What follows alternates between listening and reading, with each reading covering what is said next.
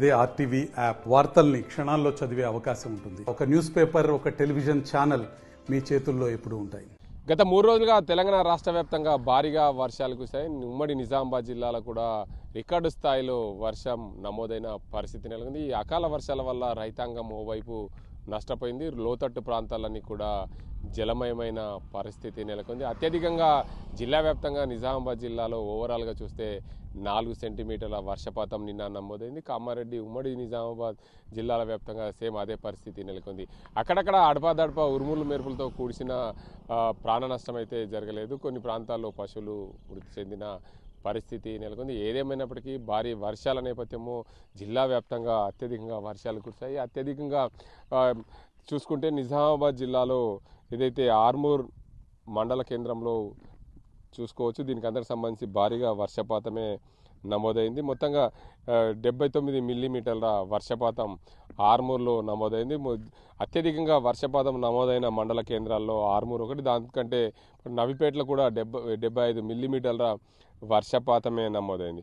అత్యధికంగా వర్షపాతం నమోదైన మండలాల్లో అదే నవిపేట, ఆర్మూర్, దాంతోపాటు దర్పల్లి మండలాల్లో అత్యధికంగా వర్షపాతం నమోదైంది. జిల్లాలో ఓవరాల్గా 40 మిల్లీమీటర్ల వర్షపాతం అయితే నమోదైందని చెప్పి అధికారులు చెప్తున్నారు. ఈ అకాల వర్షం కురిసిన నేపథ్యంలో ఒక 15 రోజుల ముందే కోయిల కూసిందనే చందంగా రైతాంగానికి కొంచెం ఊరట కలిగింది. మరోవైపు అత్యధికంగా యాసంగిలో ధాన్యం పండించిన రైతులకు మాత్రం కొంచెం నష్టమే కనిపించిందని చెప్పొచ్చు. ఎందుకంటే ధాన్యం కొనుగోలు కేంద్రాల్లో పూర్తి స్థాయిలో కొనుగోలు చేయక రైతాంగానికి నానా ఇబ్బందులు పడ్డాయి.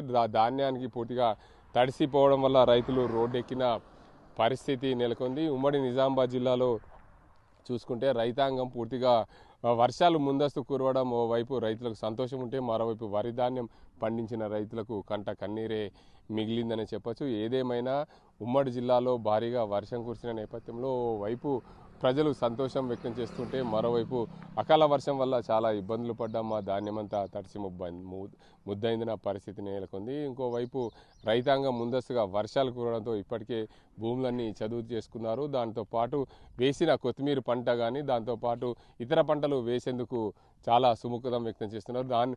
ఏదైతే మే మాసంలో రోహిణి కార్తె వస్తుంది. రోహిణి కార్తెకు ముందే వర్షాలు కురవడంతో రైతాంగం కొంచెం సంతోషం వ్యక్తం చేస్తున్న పరిస్థితి. రోహిణి కార్తెలో పంటలు వేస్తే అత్యధికంగా దిగుబడులు వస్తాయనే రైతుల నమ్మకం ఫలించిందని చెప్పొచ్చు. ఎప్పుడూ లేని విధంగా రోహిణి కార్తెలో వర్షాలు కురవడం, దీనికి అంతటికి సంబంధించి వేసిన పంటలకు కూడా కొంచెం రైతులకు ఇబ్బందులు కలగకుండా ఉండడం. ఇప్పటికే రైతాంగం చాలా ప్రాంతాల్లో మొక్కజొన్న, కొత్తిమీర పంటలు వేసిన పరిస్థితి. మొక్కజొన్న పంట ఇప్పటికే మరో నెల రోజుల్లో మొక్కజొన్న పంట కోతకొచ్చే దశలో ఉన్న పరిస్థితుల్లో మొక్కజొన్నకు సంబంధించి వర్షాకాలం మొక్కజొన్నకు సంబంధించిన కంకులు అమ్మేందుకు రైతాంగం ఇప్పటికే మొక్కజొన్న పంటను వేశారు. మరో నెల రోజుల్లో మొక్కజొన్న పంట చేతికొస్తుందన్న నేపథ్యంలో రైతాంగానికి వర్షం కురవడం వల్ల భారీగా కొంత మొక్కజొన్న పంట వేసిన రైతులకు కొంచెం ఊరటనే కలిగిందని చెప్పొచ్చు. మరోవైపు జిల్లాలో అత్యధికంగా వర్షాలు కురవడం, దీనికి అంతటి సంబంధించి నిజామాబాద్ జిల్లాని ఆరెంజ్ అలర్ట్గా గుర్తించిన వాతావరణ శాఖ నిజామాబాద్ ఉమ్మడి జిల్లాలో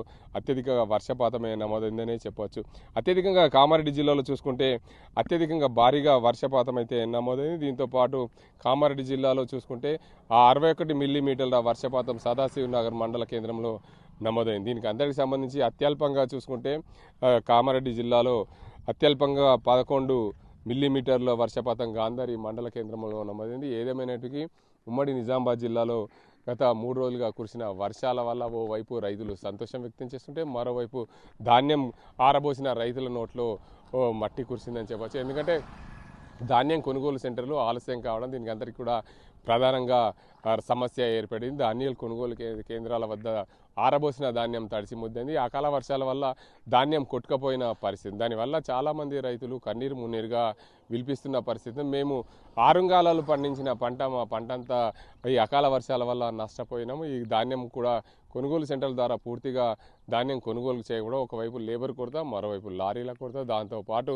కొనుగోలు కేంద్రాలలో సన్న బియ్యం అధికారం రావడంతో పూర్తిగా మా ధాన్యం అంతా తడిసిపోయింది అని చెప్పి రైతులు రోడ్డెక్కిన పరిస్థితి నెలకొంది. ఏదేమైనప్పటికీ గత 3 రోజులుగా కురిసిన వర్షాల వల్ల ఉమ్మడి జిల్లాలో అపార నష్టమే జరిగిందని చెప్పొచ్చు. ఎందుకంటే ఈ ధాన్యంకి సంబంధించి పూర్తి స్థాయిలో మరో 80,000 మెట్రిక్ టన్నుల ధాన్యం రోడ్లపైన ఉంది. ఆ రోడ్లపైన ఉన్న ధాన్యాన్ని ప్రభుత్వ అధికారులు పూర్తి స్థాయిలో కొనుగోలు చేయకపోవడమే ప్రధాన కారణం అని చెప్పచ్చు. ఎందుకంటే వర్షాకాలం ఖరీఫ్ పంటలకు రైతాంగం ఓవైపు సిద్ధమవుతుంటే మరోవైపు ధాన్యం కొనుగోలు సెంటర్లో ధాన్యం ఉండడం వల్ల ఈ అకాల వర్షం రైతుల కంటి వెంట కన్నీరు పెట్టించిందని చెప్పొచ్చు. ఏదేమైనప్పటికీ వర్షం ఒక 15 రోజుల ముందే రావడంతో ఓవైపు రైతులు సంతోషం వ్యక్తం చేస్తున్నారు. మరోవైపు ధాన్యం కొనుగోలు సెంటర్లో ఉన్న ధాన్యం తడిసిపోవడంతో కొంతమంది రైతులు కన్నీరు మున్నీరుగా విలిపిస్తున్న పరిస్థితి. మాకు తడిసిన ధాన్యాన్ని వెంటనే కొనుగోలు చేయాలని ఓవైపు డిమాండ్ చేస్తూ రోడ్లెక్కిన పరిస్థితి.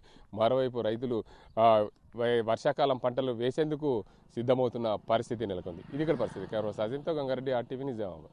మరిన్ని వీడియోస్ కోసం ఛానల్ ని సబ్స్క్రైబ్ చేయండి. లేటెస్ట్ అప్డేట్స్ కోసం వాట్సాప్ ఛానల్ ని ఫాలో చేయండి. అండ్ లింక్ డిస్క్రిప్షన్ లో ఉంది.